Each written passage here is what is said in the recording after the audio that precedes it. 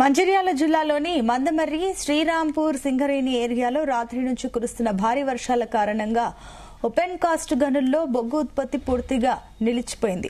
రాత్రి నుంచి దంచుకొడుతున్న వర్షాలకు ఓపెన్ కాస్ట్ మైన్స్ ప్రాంతమంతా జలమయమైంది. ఉపరితల గనుల్లో బొగ్గు వెలికితీతకు అత్యంత కీలకమైన రవాణా మార్గాలు బురదమయంగా మారడంతో పాటుగా ఓపెన్ కాస్ట్ గుంతల్లో భారీగా వర్షపు నీరు వచ్చి చేరింది. దీంతో ఎస్కలేటర్లు, లారీల రాకపోకలకు స్తంభించిపోయాయి. ఇక భారీ వర్షాలతో సింగరేణి వ్యాప్తంగా వేలాది టన్నుల బొగ్గు ఉత్పత్తికి గండిపడినట్లయింది.